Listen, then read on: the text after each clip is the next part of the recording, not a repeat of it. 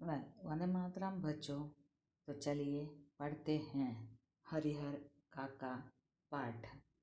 इस पाठ में लेखक कहना चाहता है कि ग्रामीण जीवन को आधार बनाकर लिखी गई यह कहानी मनुष्य की स्वार्थी प्रवृत्ति को उजागर करता है। साथ ही यह कहानी बदलते पारिवारिक मूल्यों को भी अभिव्यक्त करती है। कथाकार ने हरिहर काका के द्वारा वृद्ध व्यक्ति की स्थिति को व्यक्त किया है। किस प्रकार वृद्ध व्यक्ति परिवार का प्यार और अपनापन पाने की चाह रखते हैं, जो उसे नहीं मिल पाता, क्योंकि परिवार के सभी सदस्य स्वार्थ के परिभूत हो गए हैं और वृद्ध की सेवा नहीं करना चाहते।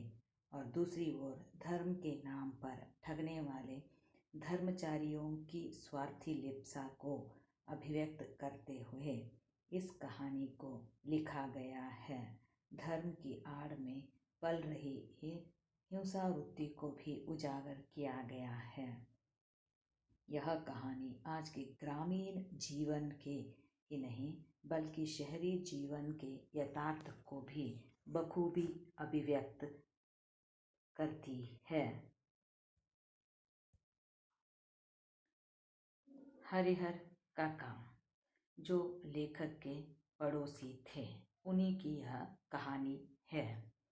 हरिहर काका के यहाँ से लेखक लौटा और उन्होंने देखा कि कल भी उनके यहाँ गया था, लेकिन ना तो वह कल ही कुछ कह सके और ना आज ही।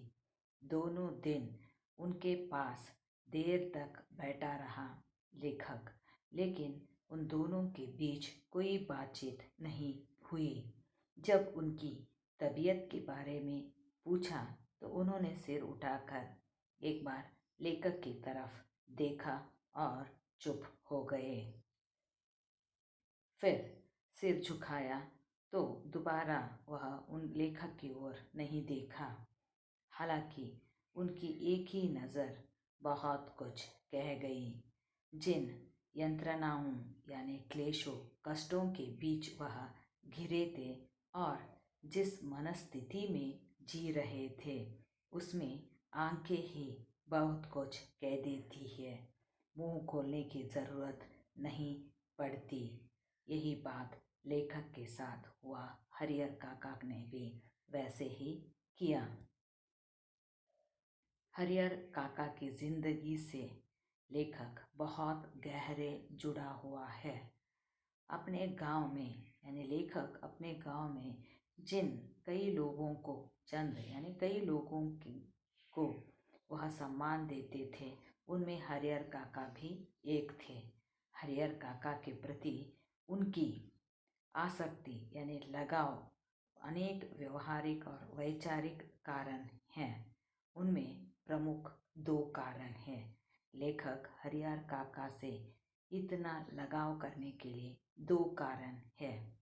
एक तो यह कि हरिहर काका उनके पड़ोस में रहते थे और दूसरा कारण यह कि उनकी माँ, लेखक की माँ बताती थी कि हरिहर काका लेखक को बचपन में बहुत दुलार करते थे यानी प्यार करते थे और लेखक को अपने कंधे पर बैठाकर घुमाया करते थे।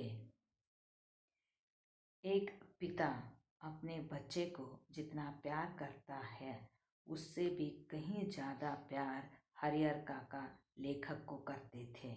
और जब लेखक सयाना हुआ यानी बड़ा हो गया, तब उनकी पहली दोस्ती लेखक का पहला दोस्त बना हरिहर काका। उन्हीं के साथ ही उनकी पहली दोस्ती हो गई थी।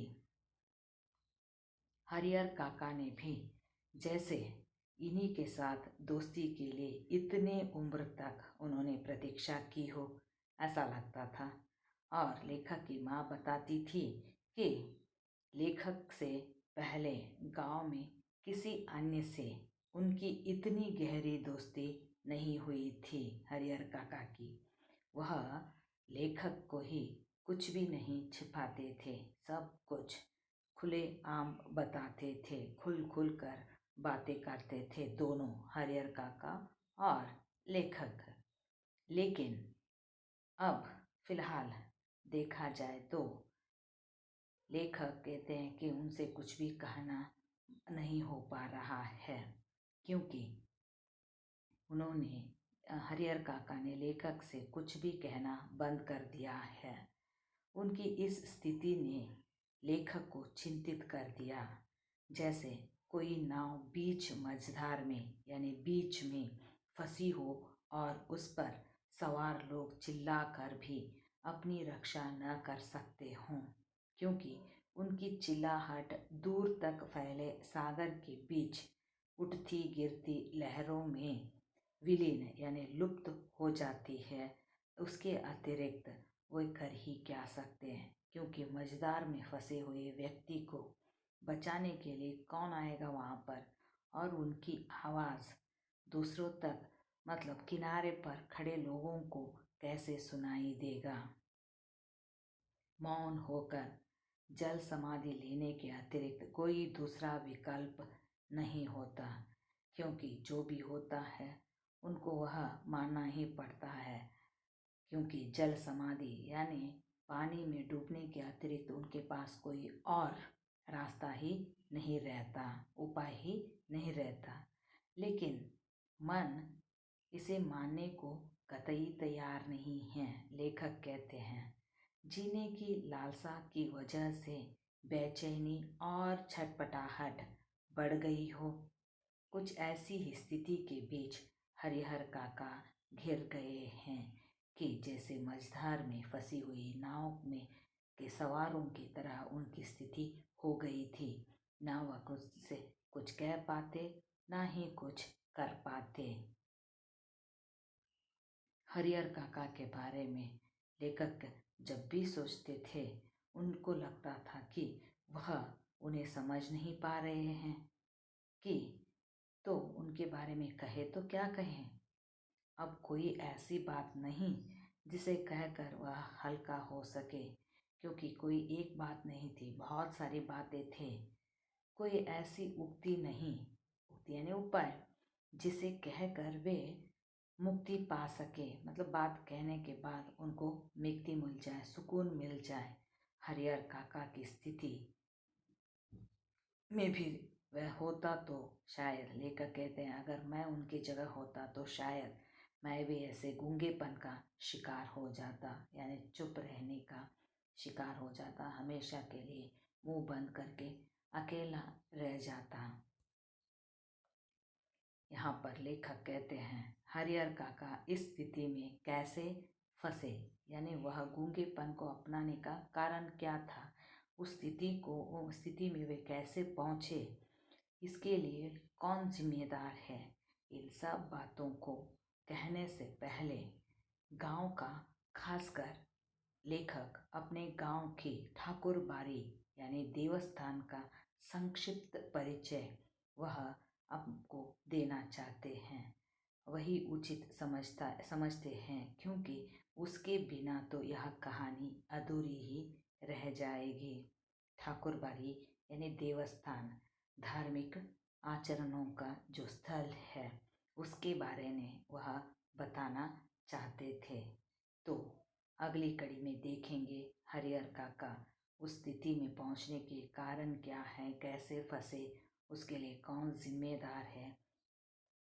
आने वाले कड़ियों में देखते जाएंगे। तो कल पढ़ेंगे ठाकुर बाड़ी का संक्षिप्त परिचय देख लेंगे। बच्चों, अगर आपके पास किताब है तो जितना जितना मैं एक्सप्लेन करती जाती हूँ उतना उतना किताब में से पढ़ते जाओ, ताकि आपको पाठ समझने में आसानी हो जाए। और आज होमवर्क के तौर पर इसी पाठ के 3 प्रश्न दिए जाएंगे, जिन्हें आपको फेयरबुक में लिखना है। कोई और फेयरबुक बनाने की ज़रूरत नहीं है, उसी में कंटिन्यू करते जाओ। और अगले कड़ी के साथ फिर मिलेंगे। धन्यवाद।